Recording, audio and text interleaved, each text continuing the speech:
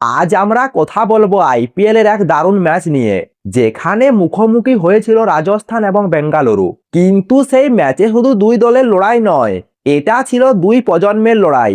একদিকে Virat Kohli, generation gold, আর অন্যদিকে বৈভব Suryavanshi, generation bold.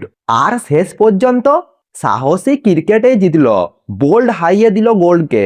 প্রথমে ব্যাট করে আরসিবি 202 রান করে, একটা শক্তিশালী স্কোর। কিন্তু রাজস্থান যখন ব্যাট করতে নামলো, তখন তা দেখা গেল যা এক কথায় বিধ্বংসী। বৈভব সূর্যবংশী প্রথম বল থেকে আক্রমণ করেন, ভুবনেশ্বর কুমারকে 4 মেরে শুরু, তারপর 4-6 আর শুধুই 6। মাত্র 15 বলে হাফ সেঞ্চুরি, শেষ পর্যন্ত 20 বলে 78 রান। এই ইনিংসে শুধু রান নয়, এটা ছিল মেসেজ, আমি ভয় পাই না। বৈভব আউট হওয়ার পর ম্যাচের মোড় ঘুরে যেতে পারত, কিন্তু তখন দায়িত্ব নিলেন ধ্রুব জুড়েল। তিনি করলেন 81 রান, শুরুতেই আগ্রাসী, শেষে শান্ত এবং ম্যাচ ফিনিশিং ইনিংস। এটাই একজন ম্যাচ উইনারের পরিচয়। নবম ওভারে কুণাল পান্ডের বলে আউট বৈভব। আর মজার বিষয়, ক্যাচটা কে ধরেছেন জানেন? বিরাট কোহলি। এরপরেই Hetmyer out, Riyan Parag out. Score 129-এ 1 উইকেট থেকে 134-এ 3 উইকেট। ম্যাচ তখন পুরো টেনশনে। এই সময় জুড়েল এবং জাদেজা গেমটাই স্লো করে ম্যাচটা কন্ট্রোল করলো।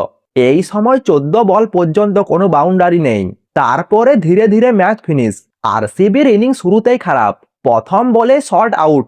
তারপর কোহলি কিছুটা লড়াই করেন, 16 বলে 32 রান করেন। কোহলি রবি বিষ্ণয়ের গুলতিতে আউট হয়ে যান। এরপর তাদের মিডিল অর্ডার ভেঙে পড়ে।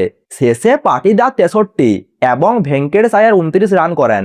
তাদের মোট 202 রান। রাজস্থানের বোলিং আক্রমণ, জোফরা আর্চার করেন আগ্রাসী স্পেল, রবি বিষ্ণয় নেন গুরুত্বপূর্ণ উইকেট, সন্দীপ শর্মা শেষের ওভারে আঘাত আনে। সব মিলিয়ে দুর্দান্ত পারফরম্যান্স। রাজস্থান জয়ী 4 উইকেটে। টানা 4টি ম্যাচে জিতে পয়েন্ট টেবিলের শীর্ষে রাজস্থান। আর এই মরশুমে প্রথম হার আরসিবির। এই ম্যাচে আমরা দেখলাম অভিজ্ঞতা বনাম সাহস, আর জয় হলো সাহসের। বৈভব সূর্যবংশী দেখিয়ে দিল নতুন প্রজন্ম ভয় পায় না, তারা লড়াই করতে আসে। তোমাদের কি মনে হয়, কোহলি না বৈভব, কে বেশি ইমপ্রেস করলো? কমেন্ট করে অবশ্যই জানান। আর ভিডিওটি ভালো লাগলে ভিডিওটি লাইক দিয়ে চ্যানেলটি সাবস্ক্রাইব করে দিন।